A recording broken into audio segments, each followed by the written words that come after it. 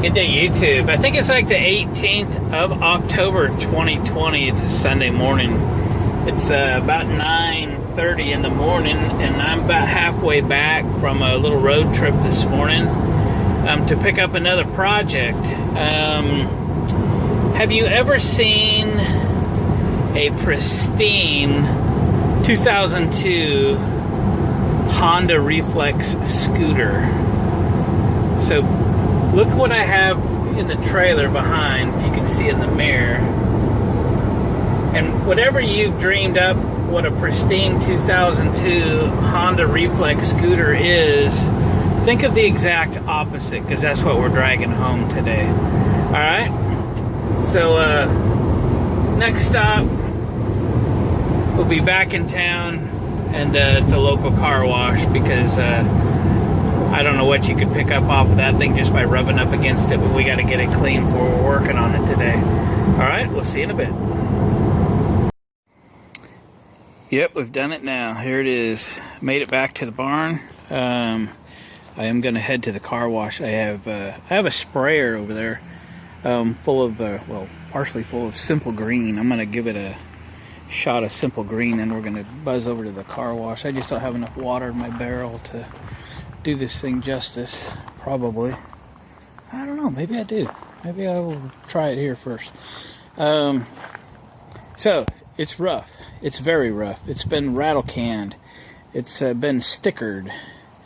The front turn signals have been deleted. Most of the screws that hold the body on have been deleted and have resorted to duct tape, which is not working too good. And duct tape also makes up about 40% of the seat upholstery. How's that for hijinks? But it's mostly all here. The key doesn't seem to be correct, so that could be an issue. I got a title for it. There seems to be a large gap here. I don't know if there was trim that went over that or what. I bought a brand new Honda Helix in 1997. This is, of course, what replaced the Honda Helix. But I think the drivetrain's pretty much the same. And their Honda Helix was quite a scooter. And from everything I've read, these will not disappoint either. These are a really good scooter. Some people say they're the best in the 250cc range. So I'm anxious to get it cleaned up and get into it. I didn't even try to turn the engine over. The front tire is off the bead. You know, there's just more wrong with it than right with it for the moment. But just thought I'd give you a good glimpse of what this thing looks like. We'll go around the other side. I'll show you the gauges. Great. UFO Fest. McMinnville, Oregon. Which is in the neighborhood of where I got this. He said something about somebody put on a fender trim from some old car. It looks familiar. I just can't decide what it's from. So it's definitely going to need mechanical attention to get it going again, and a whole bunch of cosmetic to get it going again. There's a bunch of cracks and things in the plastic. The odometer shows what does it show? I gotta climb up here. 12,621 miles. So yeah, let's go clean this thing up. I'll bring it back after it's better looking. And we'll go from there. Alright, we are back from the car wash. Let's assess this thing real quick and see if we can get some air in the front tire. Check the oil.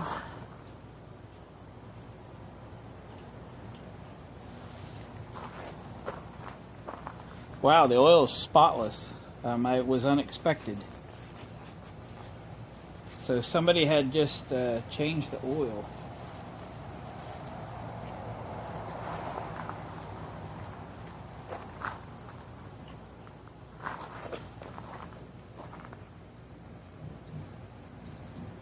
Yeah, I mean, you can't even see it. There's no color on it at all.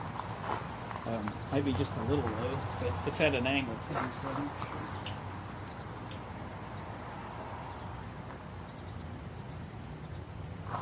sure. Got a Pirelli rear tire that's probably about mostly wore out. This front tire is way off the bead on this side, so I've got it up on the center stand. Let me see what I can do about getting air in it. I got my compressor all the way up to 120 psi to shoot as much at it as I can. Let's give it a try.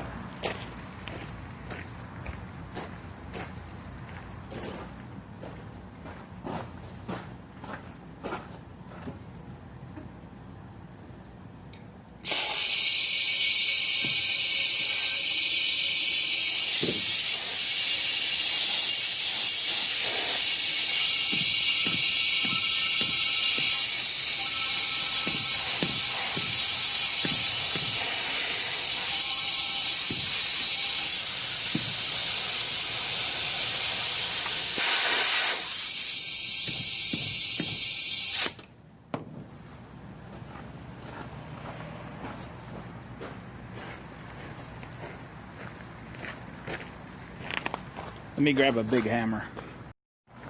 Keep beating on it.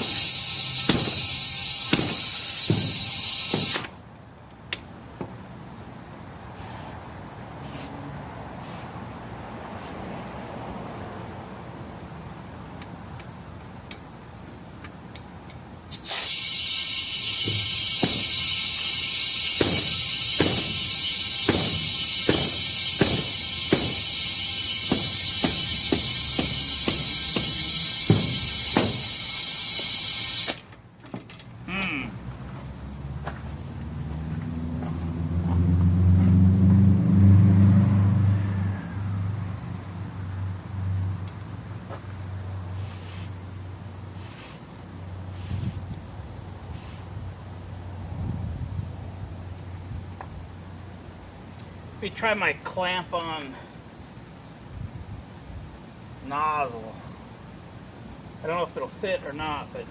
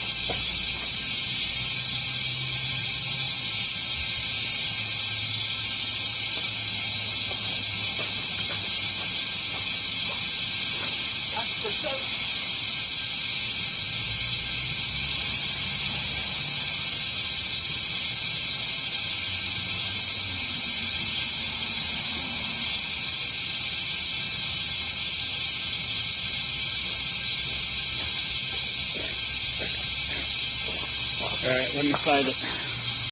Well, I finally got it. I tied the strap around the tire and tightened it while I had my air chuck on it.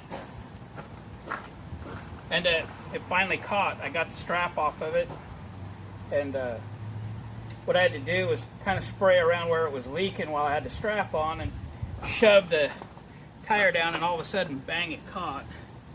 So a lot of patience.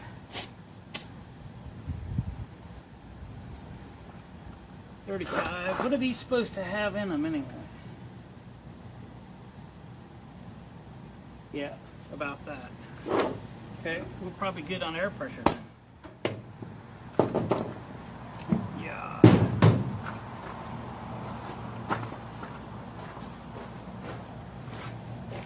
Okay then. One thing off the list. I'm going to go ahead and unload it and push it around, get it in the shop, and we'll see if we can get the seat open and put some power on it and see what we got. Catch you in a minute. Well, this thing has been a real pain in the butt. I spent a good 2.5 hours getting the seat open because the key turns in the latch, but it doesn't do anything.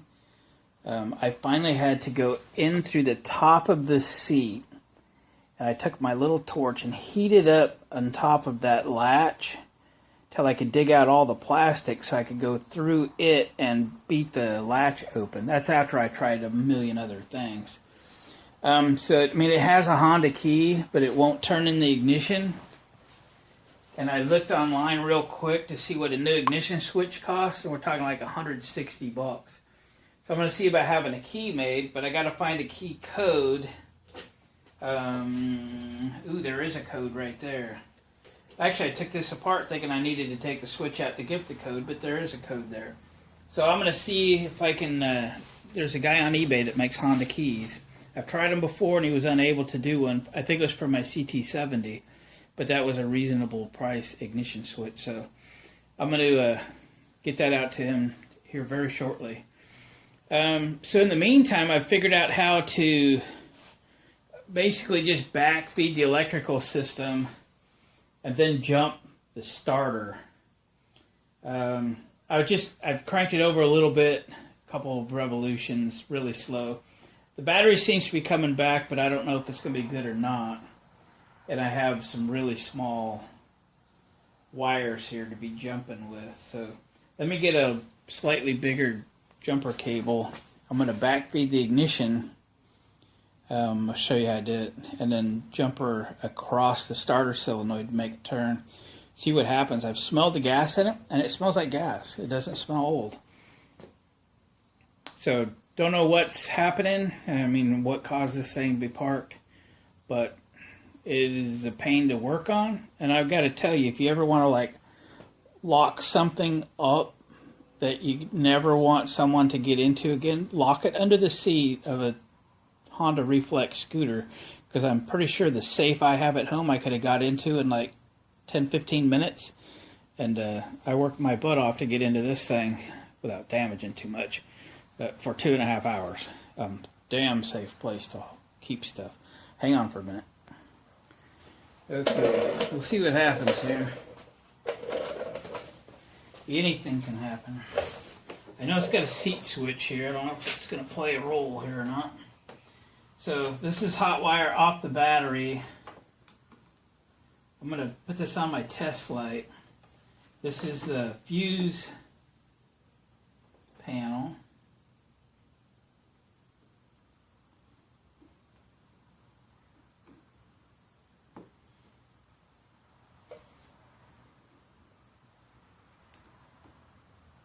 Alright, I got action when I backfeed that fuse. Okay, lights are on and stuff. Oh boy, can I get into this thing? Dang. Alright.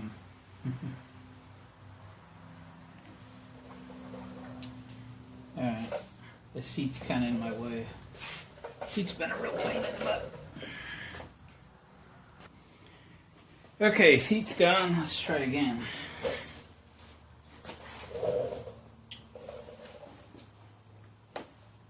Again, backfeeding the fuse panel in an effort to gain ignition because I don't have a key today. I think this has done that.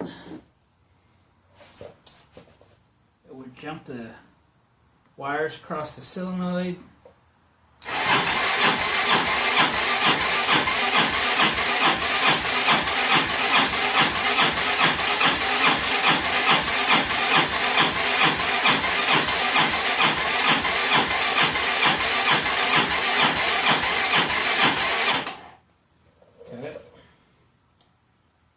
Cranky, no fire. I think this is the air box over here.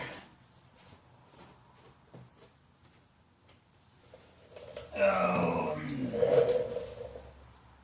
not sure how deep you got to go to get it off, but let's give it a shot. Yeah. All right, put you on hold for a minute. Got the airbox loose. I don't have all the bolts out of it, but we'll have to get it up on the lift. We're going to go in deeper.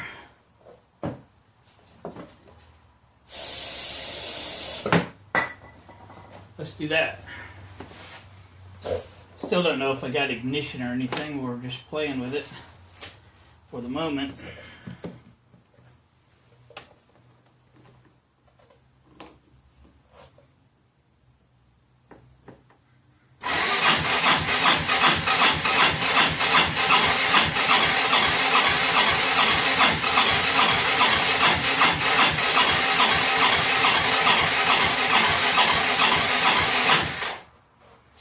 Is there a choke on these things? Anybody know?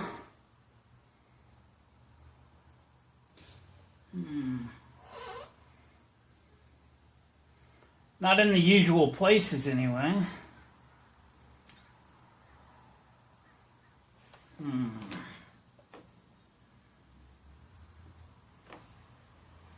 Again, don't know if we have ignition yet.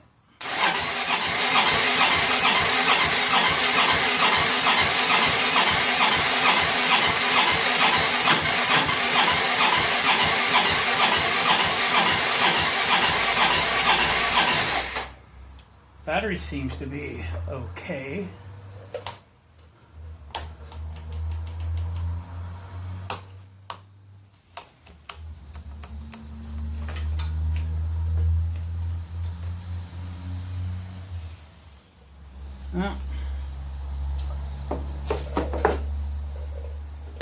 Gonna fiddle for a while, boys. I'm gonna fiddle for a while. Okay, guys. Well, keep digging in deeper and deeper into getting this scooter started. And I think what we need to do is just end this video here because it's going to get very long. And we'll start anew. So this is the project, the 02 Honda Reflex. It's a beater. And it's got some interesting things going on. But I think beneath the crud, there's a decent scooter under there. So it's hopefully worth the effort. Certainly give me something to do. Something to challenge myself with, I guess. So with that, I appreciate you coming along for the ride. Comment below if you got some ideas about this thing. Hopefully we'll get it running in the next video, which will start very soon. All right, guys, hit a thumbs up on the way out the door. We'll catch you on the next one.